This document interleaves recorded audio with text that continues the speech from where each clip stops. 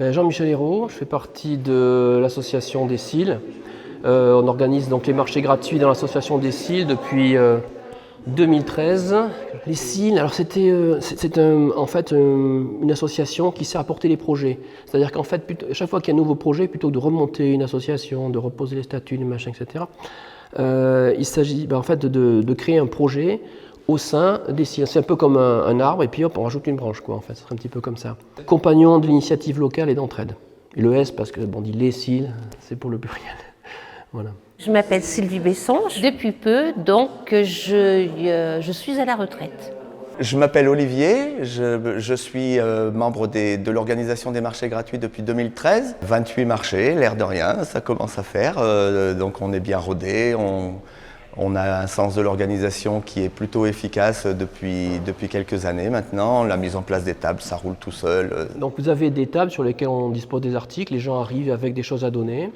Ça peut être de la vaisselle, des vêtements, des livres, de l'électroménager, des chaussures, enfin voilà. Alors, on range ça, on range quand même les livres avec les livres, les vêtements avec les vêtements, que ce ne soit pas complètement en vrac, hein, que ce soit quand même bien rangé.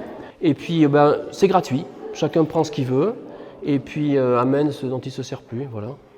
Bon, au départ, je ne savais pas trop ce que ça voulait dire.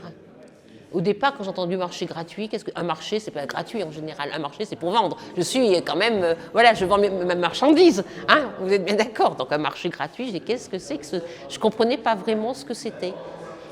Et bon, j'ai même pas essayé de. Je suis venue parce que Margaret avait besoin de moi, qu'elle avait besoin de mes mains, avait besoin de ma voiture, avait besoin que je donne. Voilà. Et donc j'ai compris un peu ce que c'était que le marché gratuit, où en fait tout était donné, où les gens apportaient également. Et il y avait des rencontres également. Donc des rencontres, si on avait besoin d'aide, on pouvait trouver des personnes qui étaient susceptibles de nous aider. Ce principe de la gratuité, il peut concerner tout le monde, quelles que soient ses opinions. D'ailleurs, c'est très comment dire, multiconfessionnel, on va dire, entre guillemets. Il y a des gens de tous bords, de toutes sortes qui pensent de manière très très différente, qui viennent. Et même dans la manière, si vous voulez, de présenter, par exemple, les étiquettes, les affiches, tout ça, on s'est arrangé pour que ce soit très neutre. C'est-à-dire que n'importe qui puisse s'identifier à ça. Pas de mettre des petites fleurs, tout ça, qui vont plutôt attirer les gens, entre guillemets, un peu babacool, ou des choses trop austères, ou trop de couleurs, que ça fasse un peu trop pas sérieux. Parce que c'est censé quand même être assez aussi sérieux. Et en même temps, si vous voulez, il faut que tout le monde puisse s'identifier, se reconnaître, et qu'il n'y ait pas déjà, dès la charte graphique, dès qu'on voit les affiches ou les sites internet, une sorte de quelque chose qui inspire une sorte de sélection, vous voyez, que n'importe qui, quel que soit son bord politique ou religieux ou autre, puisse dire bah, tiens moi je peux y aller, je me sens concerné, c'est pas réservé à une catégorie de personnes particulières. C'est très important ça. Je bougeais beaucoup, je faisais des marchés en extérieur, des expositions, donc j'étais pas très souvent chez moi. Et puis je venais d'acheter, donc il a fallu faire beaucoup de réparations. Et comme j'ai beaucoup travaillé sur la maison. Et puis les gens savaient que il y a quelques personnes qui ont su que je faisais de la lave émaillée et ils avaient envie d'en faire, donc ils sont venus à la maison pour voir. Et donc notamment Margaret, Olivier, et j'ai pu ainsi rencontrer ce monde que je ne connaissais pas, très enrichissant. Il y a énormément de monde, de personnes dans ce coin des Combrailles qui font des choses très intéressantes et qui sont absolument charmantes.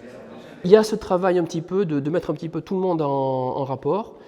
Néo-ruraux, enfin, je dis archéo, je ne sais pas si on faut dire comme ça, archéo-ruraux, les jeunes, les vieux, les riches, les pauvres aussi. Voilà, il n'y a pas forcément non plus cette notion. Ce n'est pas un projet caritatif. Hein. Ce n'est pas du tout un projet caritatif. C'est finalement, bon, les gens qui ont beaucoup de sous peuvent aussi se débarrasser de certaines choses. Des gens qui n'ont pas beaucoup de sous peuvent aussi faire la même chose. Et puis, bon, ceux qui n'ont pas beaucoup de sous, des fois, ils aident aussi en nous aidant à porter les caisses, voilà, installer les tables, installer la salle, c'est important aussi, ils aident beaucoup, bon, plus qu'ils n'imaginent, parce qu'on est quand même une équipe de personnes, on va dire, en moyenne quand même assez âgées, ou alors on est des éclopés, moi par exemple j'ai une double hernie discale, je dois être un des plus jeunes, j'ai 50 ans, je suis un des plus jeunes. Hein. On veut faire savoir que l'aventure va continuer, hein, parce que l'air de rien, ça fait 1 an et demi qu'on a été stoppé par le Covid, comme tout le monde, hein, voilà.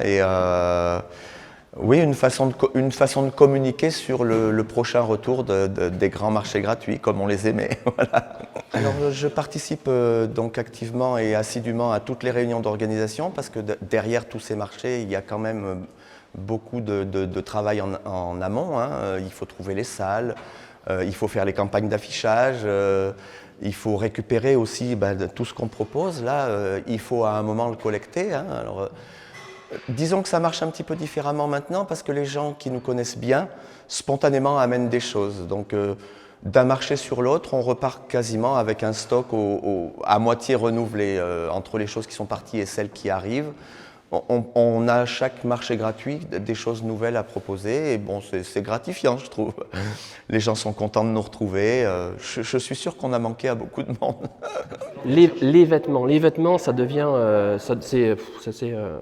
c'est énorme. En fait, là c'est un mini marché gratuit ici, c'est pas très représentatif.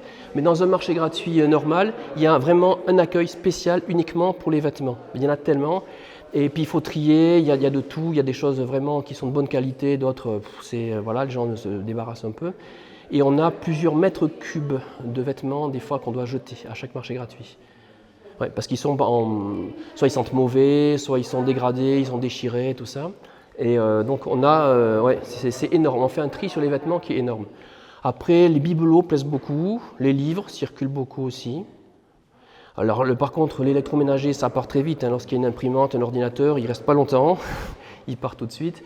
Mais on a de plus en plus des objets de bonne qualité, de meilleure qualité, même des objets un peu technologiques, on va dire. Hein. On peut avoir des téléphones portables, des choses comme ça, des articles de sport. Alors on essaye de tenir un rythme d'une fois tous les 3 mois. Pour l'instant, on s'y est tenu, hein, plus ou moins. Il n'y a que cette période vraiment de pandémie là, qui a un peu changé la donne. Alors changer la donne dans divers domaines, d'abord parce que les mairies, pour des raisons sanitaires, n'étaient plus à même de nous fournir les locaux dans les normes de ce qui était préconisé par les instances gouvernementales. Alors, on a des véhicules assez volumineux, des utilitaires, dans lesquels on stocke tout. Alors, 2 opérations sont énormes, l'installation et le déballage. Après, on ramène tout dans un endroit de stockage, une grange, où c'est au sec, tout ça, emballé dans des caisses, tout ça. Et on le ressort la fois d'après. Parce qu'il fait qu'un objet, si vous voulez, qui n'a pas trouvé preneur à un endroit, il va circuler comme ça. Et alors des fois, on a eu des objets qui sont restés, je ne sais pas, 6 mois, 1 an, peut-être 2 ans. Et puis tout d'un coup, un jour, paf, il part. Voilà, on se disait celui-là, on va le jeter, ça fait 2 ans qu'on l'a. Et puis finalement, paf, il part. Comme quoi, ça leur donne plus de chance. Si vous voulez, plus il y a de gens qui vont voir cet objet, plus les probabilités qu'il intéresse quelqu'un sont augmentées. C'est mathématique. Hein, voilà. On a aussi quelques difficultés par rapport au stock lui-même, parce qu'il est resté longtemps immobile, peut-être pas forcément très bien stocké, donc on va refaire un tri là, parce qu'on s'attache quand même à présenter des choses présentables. Voilà. Et donc la localité, c'est dans le secteur, on va dire, ça commence à Espinasse, après Saint-Gervais, Saint-Priest, Charançat, qu'est-ce qu'il y a d'autre, Pionçat. Alors on est allé jusqu'à Ausence, jusqu'à Marcy en Combrailles. En fait, on voulait faire les 3 départements des Combrailles. Voilà, on a réussi à faire intervenir dans les 3 départements qui constituent les Combrailles. Hein, Puy-de-Dôme, Creuse, et on a fait aussi donc à Marcillat qui est dans l'Allier. Enfin, je suis contente d'habiter à cet endroit-là. J'avais vendu une maison dans les Combrailles déjà, avec l'atelier et tout. J'ai passé 1 an SDF, sans habitation, et je suis tombée amoureux de cet endroit-là. Et puis je ne savais pas qu'il y avait tout ce monde qui vivait ici et qui faisait des choses très très bien, vraiment de partage, d'échange. Il y a le bouddhisme aussi, donc je pense qu'il y a beaucoup de personnes qui sont venues par rapport au bouddhisme. Il y a beaucoup, comme c'est aussi un endroit qui n'est pas très cher au niveau des habitations, au niveau des locations, donc je pense qu'il y a toute une population de jeunes qui se sont installés pour faire un peu de la permaculture. Voilà, il y a beaucoup d'artistes également, parce qu'on est au calme. Au niveau social, au niveau de la société, je vois que ça apporte des choses. qui dès le premier marché nous ont beaucoup surpris. C'est vraiment un lien social, une espèce de détente aussi dans les rapports, d'apaisement, parce qu'il n'y a pas le côté chiffre de la monnaie, le côté un peu, bon, je ne peux pas dépenser tant, on est complètement libre sur cet aspect-là. Ça crée du lien et en même temps, dès le départ, on a vu, sans avoir cherché à provoquer cet événement, hein, on a vu qu'il y a une volonté de fonctionner comme ça avec la gratuité, que ça ouvre des perspectives et sur d'autres modes de rapport que des rapports basés sur la vénalité, sur l'intérêt, sur le chiffrage en fait, sur le comptage. Même si ce n'est pas forcément des comptages d'argent, on a les selles par exemple, où vous avez des systèmes de points. Finalement, on est quand même encore dans une logique, je ne vais pas dire monétaire, mais paramonétaire, périmonétaire. On est encore un peu dans cette logique, je compte, j'ai tant, je peux dépenser tant, pas tant. Il y a encore cette idée qui plane. Là, elle est complètement abolie, hein, cette idée de comptage. Finalement, quelqu'un vient, il prend, bon, il y a 3 livres, il en prend 3, il y en a 5, il en prend 5, ou 2, ou 3, bon, enfin, il va pas, voilà, ou pareil pour les vêtements, il prend ce qu'il veut, bon. On aimerait bien faire des petits et on aimerait bien aussi que cette énergie qu'on donne au marché gratuit, on puisse la transmettre à d'autres. D'abord pour nous aider nous déjà, hein, parce qu'en termes d'effectifs, on n'est pas toujours assez nombreux pour manipuler tout ça. Le transport, c'est difficile parfois. Hein. Ça nous nécessite beaucoup d'énergie qui pourrait être divisée par le nombre. Hein. Et puis, pourquoi pas dans d'autres régions proches ou lointaines, faire essaimer cette énergie des marchés gratuits. Voilà, un autre monde est possible, on y croit tous. Parce que c'est aussi une expérience sur la gratuité. C'est une expérience aussi qui permet d'étudier le comportement devant la gratuité. Comment les gens se comportent par rapport à la gratuité, comment ils traitent un objet qu'ils ont eu gratuitement, par exemple. Il y a plein de questions comme ça à se poser. Et comment ils se gèrent aussi. Par exemple, il y a, je sais pas moi, par exemple, 10 gâteaux, est-ce qu'ils vont prendre les 10 ou est-ce qu'ils vont en prendre un puis laisser le reste pour les copains? Il y a tous ces questionnements-là et c'est fait partie aussi de l'expérience marché gratuit, de renvoyer les gens à ces questionnements. De renvoyer les gens au questionnement sur je peux tout prendre, qu'est-ce que je fais, est-ce que je prends tout pour moi, est-ce que j'en partage, les autres, voilà. Et chacun est renvoyé à sa propre expérience, son propre questionnement. Nous, on n'a pas une philosophie qui va dire il faut faire comme ci, il faut faire comme ça. Hein, c'est chacun qui voit, c'est mettre les gens en présence de leur propre questionnement, finalement. C'est pour ça, on a sorti les appos là. Les appos Il ne s'agit pas de s'opposer non plus, hein. C'est pas une lutte contre la société de consommation, ça peut être aussi quelque chose qui va se combiner avec, c'est-à-dire que c'est une société qui fait beaucoup de déchets, et là, avant que certains objets finissent en déchets, ils sont récupérés, ils sont redonnés parce qu'ils peuvent resservir. Je me rappelle une fois, j'étais allé à la déchetterie jeter des choses, et dans les bacs, j'ai vu des équipements de sport qui étaient encore tout neufs, ils étaient dans le plastique, etc. Je me suis dit, mais ça c'est pas possible qu'on jette des choses comme ça. Il y avait plein de choses qui étaient neuves. Je me dis, mais voilà, s'il y a quelque chose qui, entre le moment où on le jette, on l'achète et on le jette, qui peut récupérer et redonner à des gens qui en auront utilité, mais voilà, cet objet n'a pas été fait pour rien, n'a pas été gaspillé. Et l'idée, justement, d'éviter déjà certains gaspilles. Voilà. On va dire il y a une dimension un petit peu écologique dans le projet. Dans ma nature, je partage, je donne, j'échange. Donc ça correspondait tout à fait à ce que j'étais. Voilà, depuis tout le temps, j'ai en moi ce besoin d'aider, de recevoir des personnes qui sont des fois en difficulté. Voilà, c'est ainsi. Je ne me pose pas la question de savoir pourquoi ou pas, voilà, c'est ainsi. Un constat sur les dérives du monde d'aujourd'hui, dans le domaine social, dans le domaine économique, dans beaucoup de choses, et un retour à une certaine fraternité, un retour au partage, un retour au désintéressement, un retour tout simplement à l'humanité. On est devenu en plus, sans qu'il y paraisse, un maillon devenu un peu essentiel pour certaines personnes aux revenus modestes.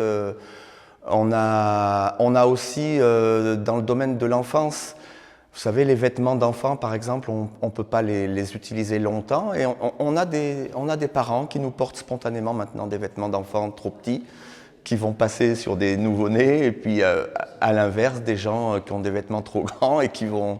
Voilà, On croit à un autre monde possible, on croit tous à la nécessité de préserver un peu nos poubelles aussi, parce qu'il y a beaucoup d'objets qui seraient encore en état de servir et puis qui sont jetés. Nous, on n'est plus du tout d'accord avec ce monde-là, alors on a décidé de mouiller la chemise, voilà. Alors, ça m'apporte du mal de dos, beaucoup de fatigue, mais je suis quand même content de voir que finalement, bon, ben voilà, ça met des gens en lien, que pendant un moment ils sont contents, ils se rendent compte, parce que bon, là aujourd'hui c'est pas le cas, mais d'habitude il y a une petite buvette aussi, qui est gratuite aussi. Après, bon, les gens mettent ce qu'ils veulent. Il y a des crêpes qui sont à prix libre, hein, et des petites boîtes si on veut mettre une pièce pour aider le projet. Ça nous permet de racheter du papier pour les affiches, par exemple, des choses comme ça. Mais ça crée du lien, des gens discutent, se rencontrent, des gens très différents. Des gens découvrent comme ça aussi, qui arrivent sur la région, découvrent le projet. Ça leur permet de faire des connaissances, ça leur permet de se créer un réseau de relations et qui est assez détendu au niveau du rapport social, quoi. C'est quand même c'est très important. En fait, il y a ce côté convivial qui s'est créé tout seul, spontanément. Et il y a une espèce de quelque chose de purement humain qui se dégage. Et on a été un petit peu étonnés dès le départ de voir ces choses-là apparaître, alors qu'on ne s'attendait pas. Bien évidemment, c'est des moments où on se retrouve, où on discute, et où on échange aussi, où on essaye de faire avancer également le fonctionnement du marché gratuit. C'est difficile également de trouver des fois des aides. Des fois, c'est des personnes quand même qui sont âgées, qui s'en occupent beaucoup.